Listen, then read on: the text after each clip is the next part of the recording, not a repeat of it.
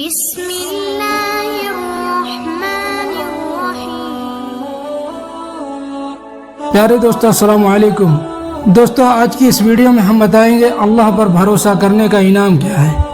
ایک دفعہ کسی شہر میں اللہ والا ایک رہتا تھا۔ اس کی بیوی بڑی بدزبان ناشکری تھی، جس کی وجہ سے وہ صاحب ایمان سخت پریشان رہتا تھا۔ چنانچہ ایک مرتبہ جب 2-3 روز کا اس کو کچھ کھانے کو میسر نہ آیا تو اس عورت نے اپنے شوہر کو بہت برا بھلا سنایا کہ بال بچے بھوکے مر جاتے اور نکھٹو ہو کر گھر پہ بیٹھا رہتا ہے، کچھ تو شرم کر اور کما کر لا تاکہ ان بچوں کی مصیبت کو دور ہو سکے۔ یہ سن کر شوہر کہنے لگا، خدا کی بندی، رات کے وقت شور نہ مچا، میں صبح کچھ مزدوری کر لوں گا اور جو کچھ اجرت ملے گی تیرے سامنے لا کر رکھ دوں گا۔ چنانچہ جب وہ اللہ کا بندہ صبح کو مزدوری کرنے گیا تو کسی نے اس کی بات نہ پوچھی، سب مزدور اپنے اپنے کام پر لگ گئے۔ جب اس بندے نے خود کا یہ حال دیکھا تو جنگل میں جا کر عشاء تک ذکر الہی میں مشغول رہا اور رات کو چپکے سے گھر میں جا پڑا کہ خالی ہاتھ دیکھ کر خدا جانے عورت کیا طوفان برپا کرے گی، صبح اٹھ کر پھر کہیں سے مزدوری کر کے لاؤں گا۔ رات کو جب عورت کی آنکھ کھلی تو کہنے لگی، میاں اب تک کہاں تھے اور کیا کما کر لائے ہیں؟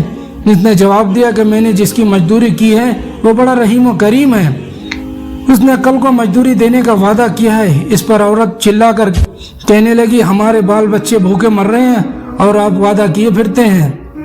پھر صبح کو وہ شخص مزدوری کے لیے گیا، مگر خدا کی شان پھر بھی اس کو کسی نے نہ پوچھا اور وہ مجبور ہو کر اسی مقام پر جنگل میں عبادت الہی گریہ ازاری میں عشاء تک مصروف رہا۔ پھر رات آدھے پہر جب ڈرتے ڈرتے گھر میں گیا تو وہ عورت کہنے لگی، دونوں دن کی مزدوری لائے ہو؟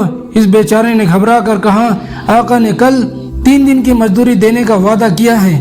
یہ سن کر عورت اور آگ ببولا ہو گئی اور کہنے لگی، اپنا بھلا چاہتے ہو تو صبح 3 دن کی مزدوری لے آؤ، ورنہ اپنا منہ نہ دکھانا۔ صبح کو اس عورت نے ایک تھیلی اس مرد کے حوالے کر کے کہا، 3 دن کی مزدوری اس میں لے آنا اور خبردار خالی ہاتھ گھر میں نہ آنا۔ یہ کہہ سن کر بندے خدا کی نظر عالم اسباب سے اڑ کر مسبح حقیقی کی طرف جا پڑی اور اسی وقت سیدھا جنگل میں جا کر عبادت الہی میں مشغول ہو گیا۔ اور آدھی رات عورت کے خوف سے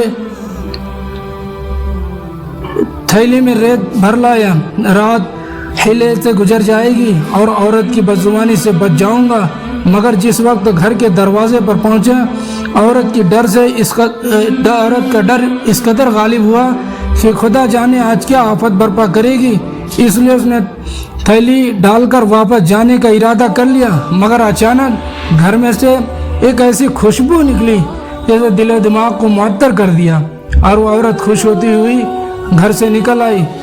اس خدا کے بندے نے اس سے دریافت کیا، کیا معاملہ ہے؟ کہنے لگی کہ اندر چلیں، اس کی حقیقت سنو اور خدا کا شکر ادا کرو۔ یقیناً تم سچ کہتے تھے اور تمہاری مزدوری دینے والا بھی سچا ہے۔ یہ واقعہ ان بچوں کو کھانے پینے کی فکر میں مدہوش بیٹھی تھی کہ اچانک کسی نے دروازے پر دستک دی۔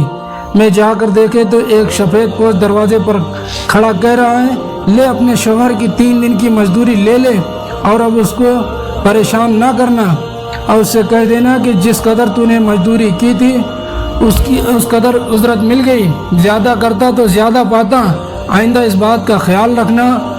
اور اس نے مجھے یہ تھیلی دی جس میں 50 درہم ہے۔ دم بدم اس خوشبو کو دل دماغ تو معطر کر رہی ہے۔ یہ سن کر وہ بندے خدا گریہ ازاری میں ساتھ خدا کی حمد و ثنا میں کھو گیا اور عورت کو اس شکستہ حال دیکھ کر حیران رہ گئی کہ یہ خدا، یہ کیا معاملہ ہے؟